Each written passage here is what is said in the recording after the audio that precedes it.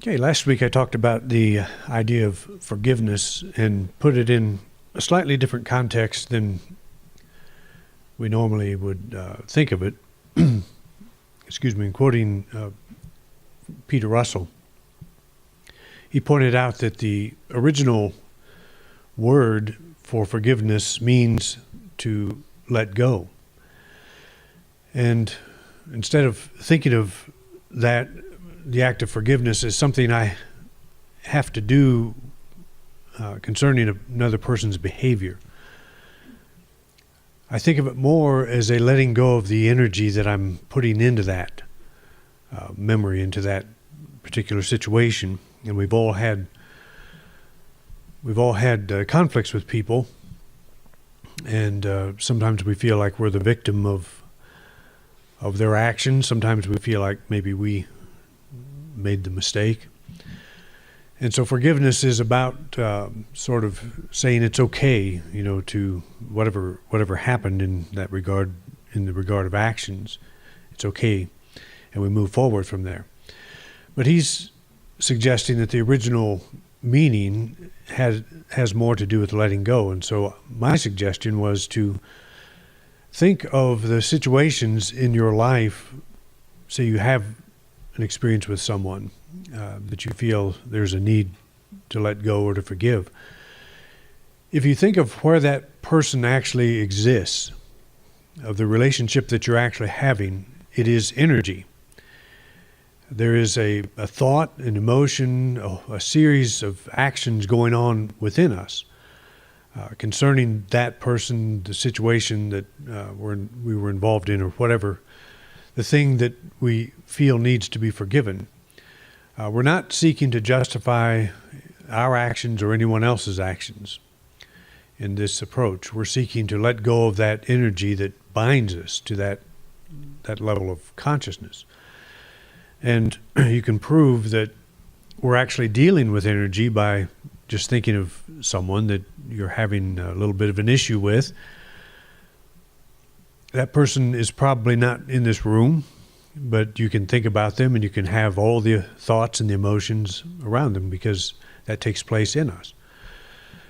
So wherever they are, we don't have any control of them. We don't have any control of whether or not, they deserve our forgiveness. What we do have control of is what is going on in our consciousness, what is going on at the thought and emotion level in us at this moment. And so we treat them as energy. And I actually had the experience, the opportunity to apply this principle this week. I was thinking about a particular individual that we'd had a run-in with some time ago. And I realized I was, when I thought of this person, I was kicking in a habit, just a thought habit. Because the person's long gone, but I could start thinking about them and get some of these thoughts and emotions going again. Well, I made the shift with that person. I said, you're just energy in me. You're just thought and emotion in me. What I'm thinking of at this very moment concerning you has nothing to do with you. It has everything to do with what I'm doing with my thought and emotion. So that was a real help. It was like lifting off a burden that allowed me to let that energy go. Because then it's your stuff, it's your energy, it's your experience that you are deciding you no longer want. It has nothing to do with their behavior, nothing to do with their actions. It has everything to do with how you are processing that.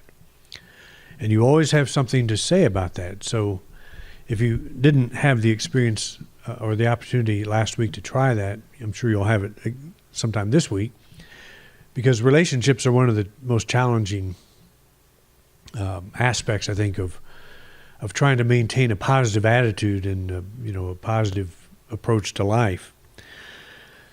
So somebody said, why don't you do part 2, which is self-forgiveness?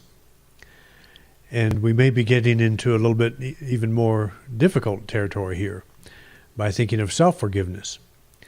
Because we all know ourselves pretty well. We know the thoughts and emotions that we harbor where the rest of the world may not. We may have done some things in our lives that are not necessarily bad, but things maybe we regret. We wish if we could back them all up, we'd do them again, do them differently. Although that may or may not be true. We don't know. That's going to be part of our self-forgiveness process. But we are having this internal experience all the time. And we may have some situations in our lives that we feel, I guess a little shame over, or whatever. We feel, carry guilt about, just even attitudes that we've held or whatever. It doesn't take a whole lot to pick up that kind of baggage. It's very interesting on the near-death research. Many people report who have that experience, a life review. And that life review is a fairly incredible experience. The way it's described is that people remember everything they've ever done, even thought about doing, concerning another person. And not only do they remember all of the things that they did or even thought about doing, they also know how that made the other people feel. And how that happens, I have no idea. But many people describe this, and they say they're always forgiven. It's the feeling is there's no condemnation for what they've done, but there is significant condemnation from themselves. How they see they have hurt other people, and that is like the heaped on the awareness in a way that is described as excruciating. So we don't need to be condemned by anyone else. We do a pretty good job ourselves. And I hope when I reach that point that I, feel like I've resolved a lot of the issues that I've picked up through life, but I'm sure I haven't. But apparently that's an opportunity to wipe the slate clean, and just to say if I could do it again, I'd probably do it better. I don't know. But when people have that experience and come back, that seems to be one of the main focuses. They try to be as kind and as good to other people as they possibly can after that, because they know the pain of that kind of self-reflection. It's a difficult thing for us to understand, and we don't necessarily have to understand it. I think most of us do the best we can under the circumstances. And again, dealing with people is a very difficult thing to do sometimes, and dealing with our reactions to people. And that's kind of what we're going to talk about today. And I'm calling this a path to self-forgiveness, not the path, because I don't know the path. I know several things we can try, several things we can do to help free ourselves from any lack of self-forgiveness. That can be a huge problem that we carry, and it can work out into every aspect of our life. I think I've told the story of a couple of twin boys that went through life, and one was very successful as a grown man, and the other was a complete failure, would be considered a complete failure. And someone asked both of them what was the key to their success, what was the key to their failure, and both said their parents. That they saw them or had an experience with their parents that was completely different. One saw them as some pair of people that were supporting them. Another saw them as someone working against them all the time. So what would a parent do with something like that? If you're the parent and you had kids and they said that, it would sound like favoritism, and it would sound like something that, if I am a parent and I have two kids, they're probably saying the same kind of things. But as a parent, you try to treat your children equally. I think that was something we tried to practice and so forth. But I don't know if they always see it that way. So as a parent, am I always responsible for how my kids perceive my thoughts, my actions, my choices, and so forth? I could easily carry guilt for some of their life, because when we had our kids. We were starting out in ministry. There was a lot of, I was new at a lot of things. I was new at being married. I was new at being a minister. I was new at being a father. And so I myself would have a lot of excuses if I screwed it all up. I can say I was new at that. If I could go back and start over, would I do it better? But a child can say, well, you messed up my life. And I'm not saying that my kids are saying that, but it is said. And a lot of people do blame their parents for the condition of their life. So how responsible is the parent? And if I am the parent, how much guilt do I carry, and how much good does it do if I carry all of it? And the answer is it achieves absolutely nothing. That we do the best we can. Even if we don't do the best we can, we do what we do, and the people involved around us have to make their own decision as to what they'll do with that. If I have the power to ruin somebody's life, to control somebody's life in a way that where my actions change them forever, then that is taking any responsibility off them on how they're going to deal with my actions. And it makes them a victim. And there are plenty of people that want that label. They want to be the victim. It seems to be the easier way to go through life. And if somebody says you're the perpetrator, I'm the victim, and they get some pretty good mileage out of that, then they're going to hang on to it, and you have to decide whether or not you're going to. But that's one of the challenges of relationships. Is yes, sometimes we do make mistakes. Sometimes we do things that aren't right and aren't helpful to someone else. And we can think of all the things that we do right, all the things we do well. We do make one mistake, and that is the thing we carry the longest, it seems. And so we've got to put all that in perspective. And I think the self-forgiveness is probably one of the most difficult things that we can do. Again, because we know ourselves. We know what goes on in our thoughts and feelings and so forth. So here's an interesting picture of a fellow that is beating himself up. And the question is, what do I accomplish by beating up on myself? What exactly do we accomplish by beating up on ourselves? You've probably been late for an appointment, and maybe you carry that. Maybe it did put somebody out. Maybe somebody had a problem with that. And so you blame yourself. You take that to a level maybe where it has nothing to do with the meeting or anything to do with, the aftermath of that. It's just that I made a mistake and I must be a bad person kind of thing. I'm going to beat myself up. I was doing a little bit of research on this, reading Psychology Today, and I don't really recommend that magazine. Only because it doesn't acknowledge the spiritual aspect of us. It acknowledges only this junk that we deal with on a psychological level. Our history, our body, orientation, the self-image. That's where it totally focuses. And, we can get some help from that. But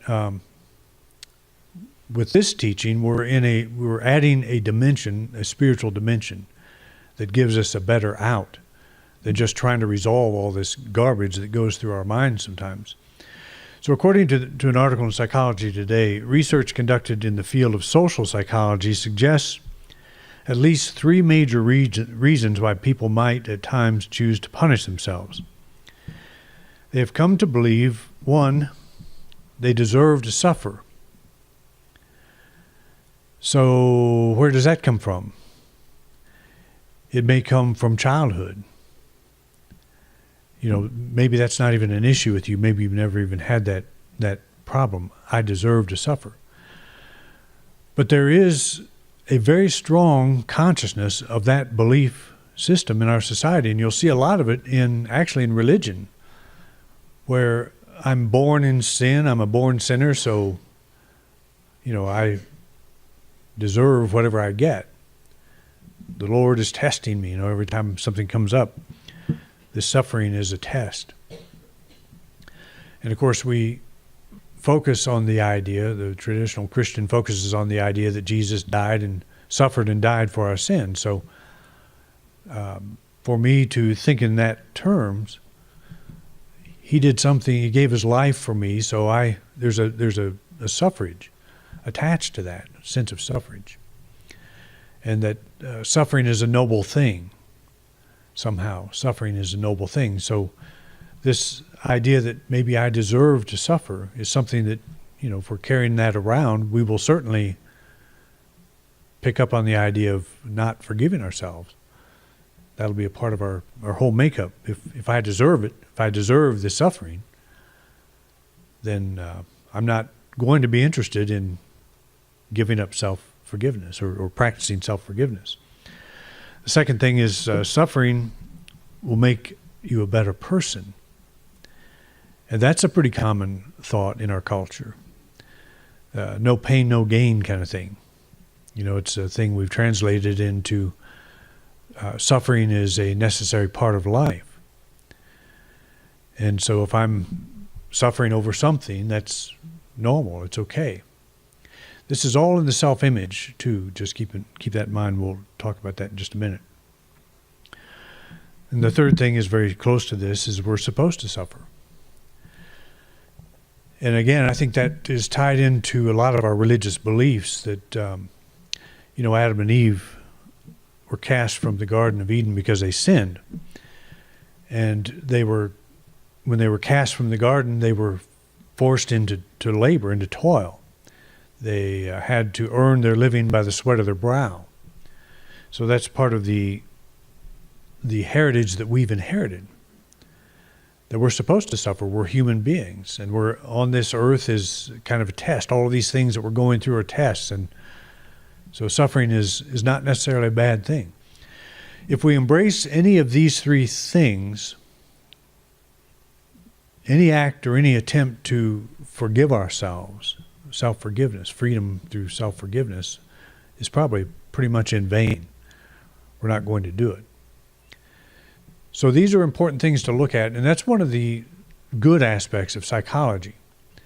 One of the helpful things. There's a lot of helpful things, but there's a lot of weeds in, watching all your thinking and watching all your emotions and all that. If you touch that part of yourself that is eternal, if you have the experience of your soul, you realize you're not this human self. You're not this self-image. And so you can try to resolve all of these things. And I was talking about this with somebody, that so much of the spiritual approach is really an attempt to fix the self-image, fix the way we see ourselves.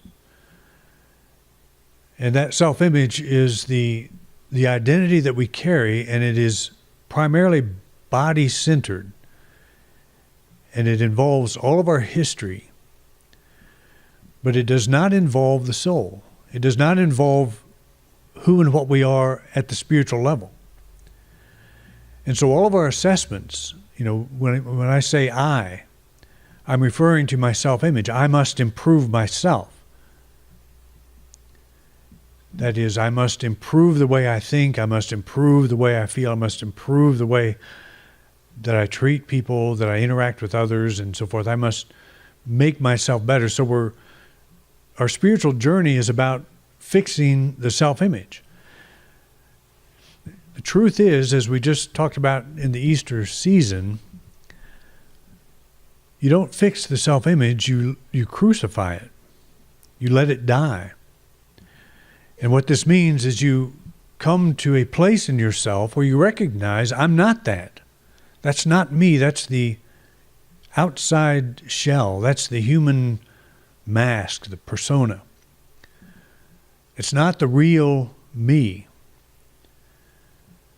The soul has no need to rob anyone of anything or try to manipulate conditions or try to coerce people into doing things they don't want to do.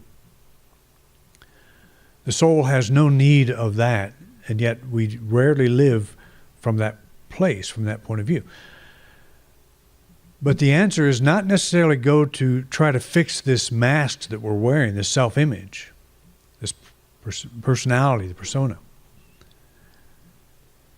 It is to understand the soul, to tap into the spiritual depths, and realize that all of this stuff on the outer, yes, I've made mistakes. Yes, I've done things that probably have hurt other people. I've hurt other personalities. I can't harm another soul.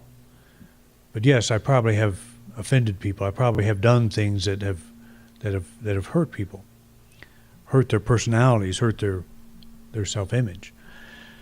And yes, they have a responsibility of dealing with that, but I do want to make that as good as I possibly can. I want to live a life where I'm not doing that as much as possible. But no matter how hard I try, it always happens again. I can never perfect the self-image to the point where it just doesn't make any more mistakes.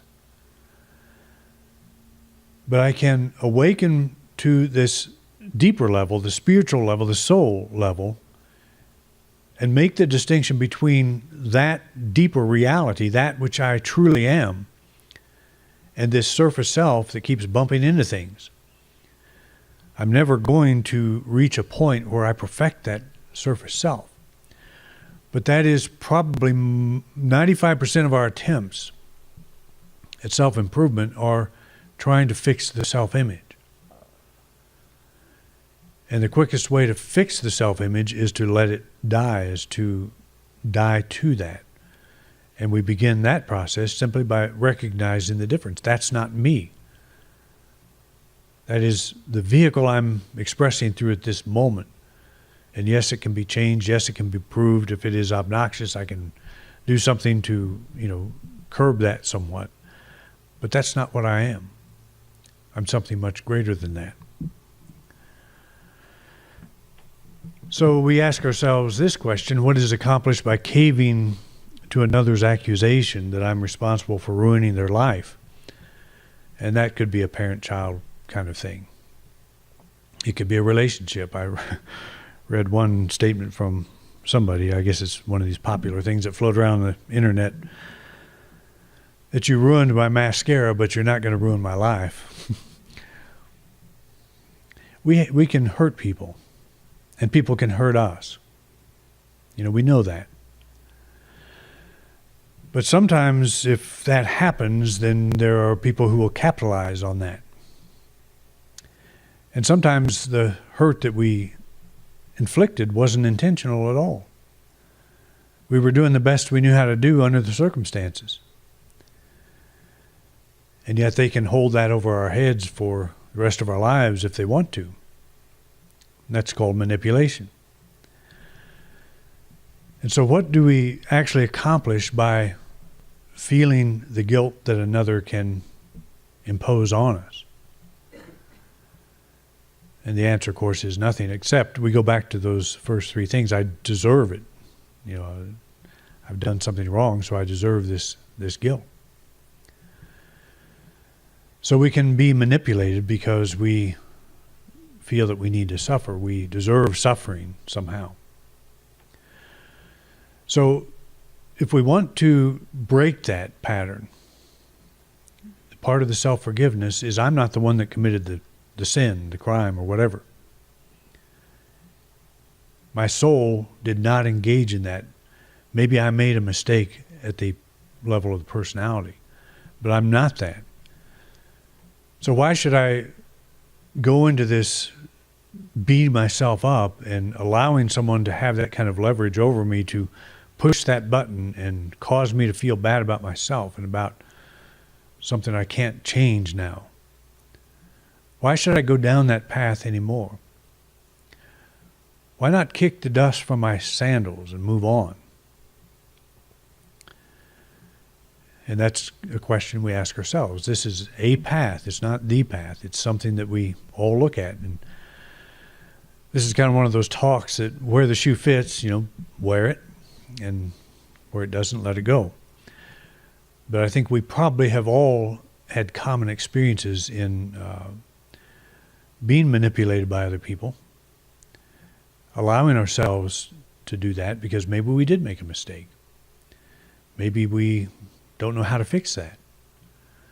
And so we allow ourselves to get sucked down into that level. Others may be using you as an excuse to not take responsibility for their own life. That's kind of where we start thinking about this. Okay, you can blame me. What are you getting out of it? Are you growing as the result of blaming me? Or are you avoiding something you need to do? And I'm not saying we have this conversation necessarily with somebody else, but we have it with ourselves. Why should I let my emotions be manipulated by someone else just because it makes them feel better? Or they're getting something out of it that isn't really adding to their growth or their understanding of who and what they are. If you believe you deserve to suffer or that suffering will make you a better person or you're supposed to suffer, then they will succeed. You will give them that button. In fact, you'll carry it around and invite people to push it. If you believe you need to suffer, if you believe that there's some thing about you that needs to be punished. So these are just things to think about, things to look at if you're involved. I had a couple of people come up last week and say, a couple of folks said, we're accusing them of something, blaming them for something, and, that's, if you say, blame me if you want, but I'm not going to buy into it. Let them have their own experience. If they want to have that experience, let them have it. But you don't have to join them. You don't have to play that game of going down to that level. It's not a requirement. The most important question is, who is this self I cannot forgive? And that's where the spiritual side comes in, is there are two levels of me.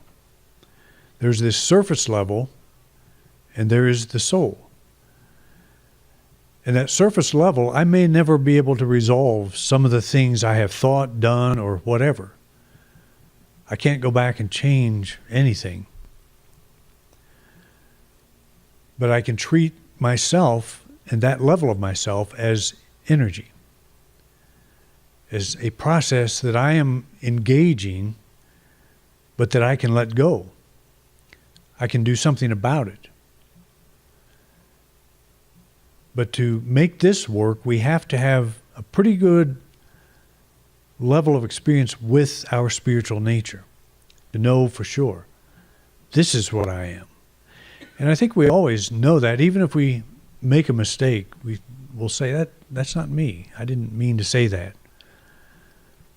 Who's saying that?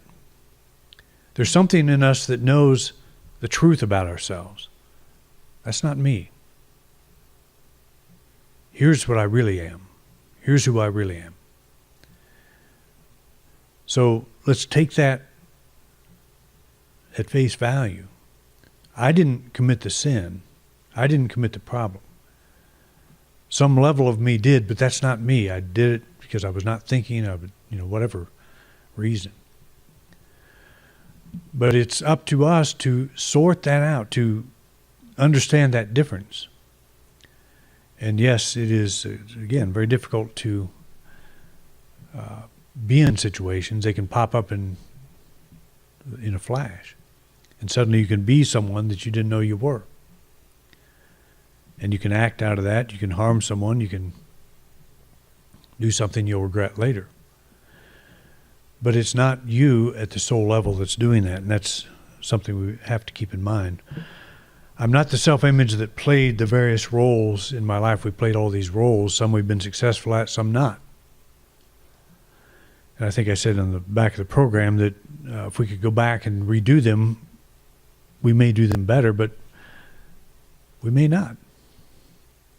But that's not us. These are roles that we played, and some we've done well, some not. But that's not us. And the day will come when we step out of all of this. And we will ask ourselves the questions, could I have done better? It doesn't matter. I tend to think that at any given moment we do the best we know how.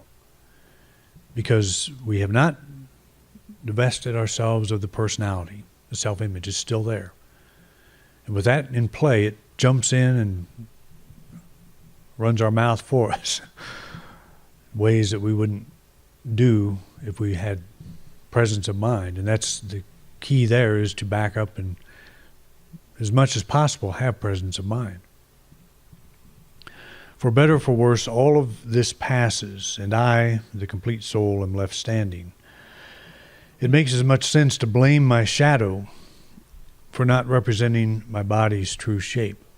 I think that's a good way to think of your self-image. It's your shadow. You cast a shadow, sometimes it looks really long, totally out of proportion. Is that you? You know, it's like your self-image. That's not me. That's what I'm projecting. That's what I'm reflecting at this moment. But it's not me. It's a surface part of me. If I don't like the way my shadow looks, do I blame myself? Do I bring that into my heart as a deficiency on my part? With a shadow, you understand what it is. You cast long shadows sometimes. You cast short shadows. Cast weird shadows.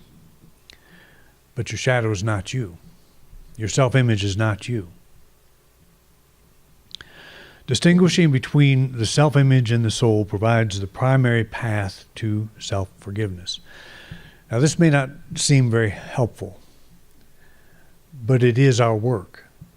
This is the work of all of us, to distinguish between the soul and the self-image.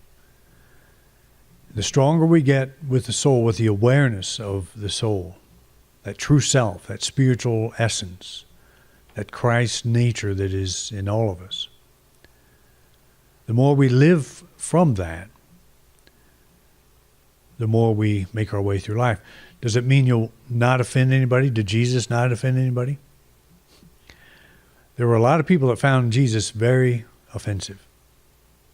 So much so they nailed him to a cross. That's not the criteria. How others see you, what others are trying to do with you and about you. The criteria is, who are you? Who am I?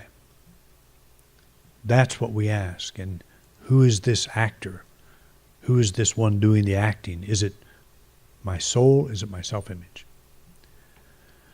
Okay, I don't know if that's helpful or not, but because I haven't accomplished total self-forgiveness. I'm still working on it, just like all of you are probably. But I'm doing my best. All right, thanks for coming out, and we'll see you next week.